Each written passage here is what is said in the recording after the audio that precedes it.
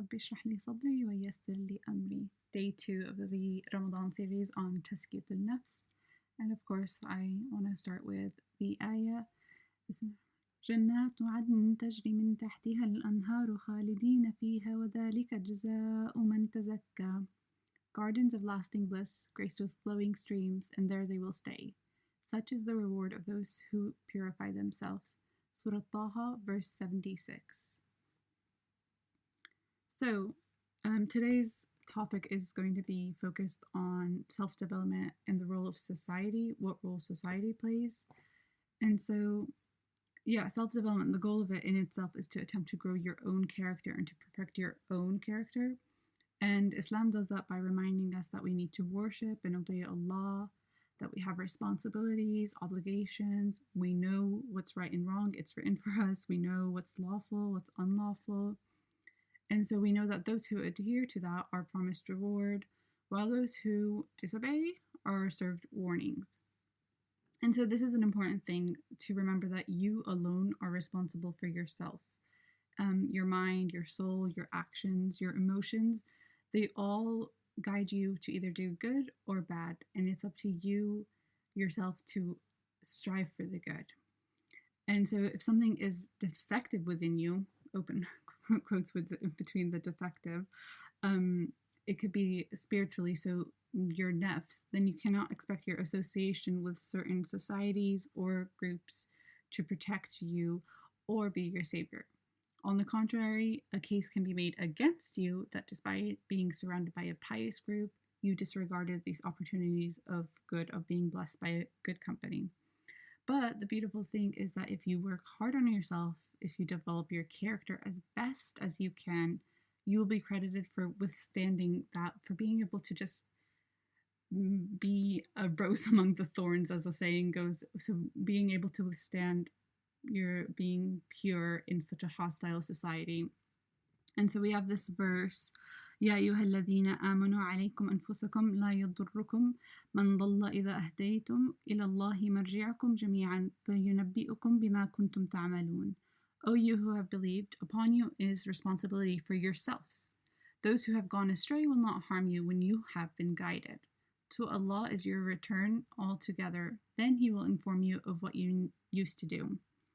And so this verse and the topic of being associated with either a good or bad group reminds me of back in the days when I was in school, or even, for example, if you're at work and you have to do these group works, you often have that person who just decides to be laid back, lazy, I guess, just puts it on everyone else. And yet, you submit that work, and that person, even though that he or she didn't put in the same effort as you, still gets the same grade.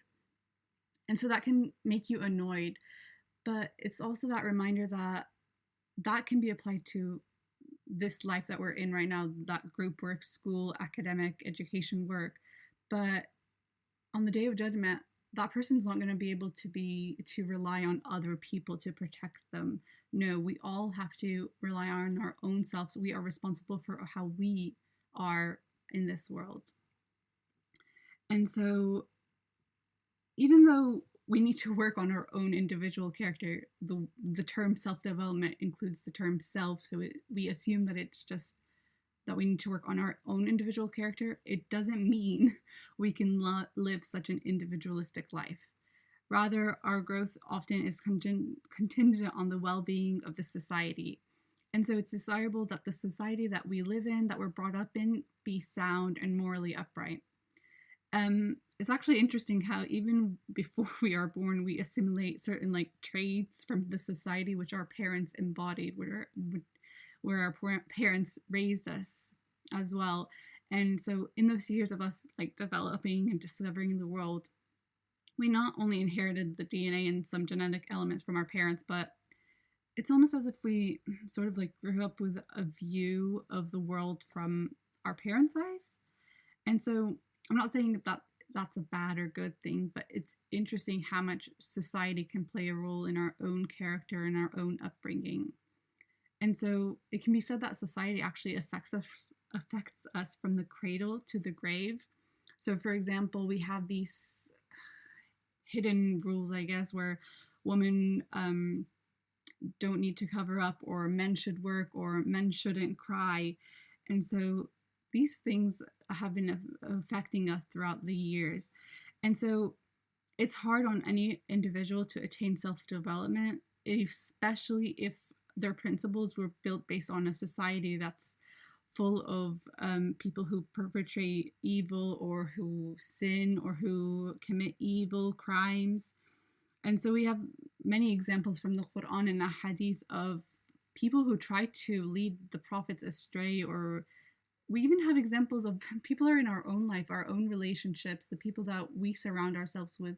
There are people who try to lead us astray, who try and misguide us or tell us to do something that we know is wrong inside us, but that we sometimes do it just to fit in. And so therefore it's crucial that the society that we live in be sound, lawful, and promotes good. This in turn will allow us to facilitate our self-development.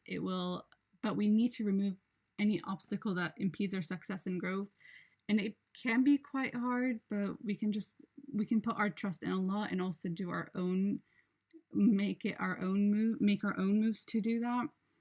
And so the thing is, we can't survive on our own. Living as one entity, like with no relationships, in a deserted island, it wasn't prescribed for us. We can't achieve self-development in isolation, because much of our self-development actually is through performing obligations towards others. Don't know if you've ever thought about that, but we're tied to family, friends, work, and other types of relationships. And so some of the tests that Allah gives us or puts us through is by us fulfilling our obligations to these relationships, regardless of the emotions we might feel. If someone asks us to drive them to work, we might feel angry, or so these types of emotions, they can sort of affect us, but we need to realize that these are tests that Allah has put in front of us. And so we are going to be tested on the qualities we developed, the traits we displayed, and what legacy we leave behind when we are tested on these relationships and how we deal with them. And so we have to look at the relationships we have in a different lens. We need to realize that they are tests which help us actually develop our character, which help us to become better versions of ourselves. So if sometimes we're used to someone like annoying us and we tend to reply angrily, we can actually like take a step back and realize, no, this is a test from Allah actually. And so I need to reply to this person in a different way. And so that way we're actually developing our self-development and purifying our nafs. And so like yesterday, I did a moment for reflection, and today I want to do the same thing. A moment for reflection is that I want you to reevaluate your relationships in terms of, are the people that you're hanging around with allowing you to do good? Are they also supporting you? Are you supporting them? Are you pushing each other to strive for the better, for the hereafter? Or is the company you're surrounding yourself with bringing about negative emotions, bad deeds, bad actions, those sort of things?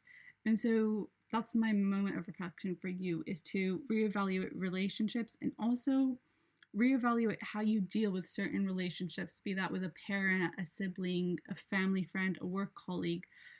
Are you developing that relationship with them in the way that is pleasing to Allah?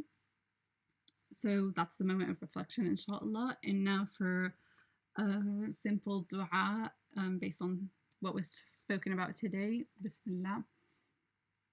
Oh Allah, please allow us to be with the company of good, with the people who strive for the hereafter, who want to do good for the sake of you, Ya Allah. Please protect us from the people who are trying to misguide us or are trying to make us disobey you, Ya Allah. We only want to do good for you, so please allow us to have those relationships that are beneficial for us, that are allowing us to thrive and to purify our nafs, Ya Allah. Ameen. Subhanakallahumma wa bihamdika ashhadu anna la ilaha illallah wa ashhadu Muhammadan Rasulullah.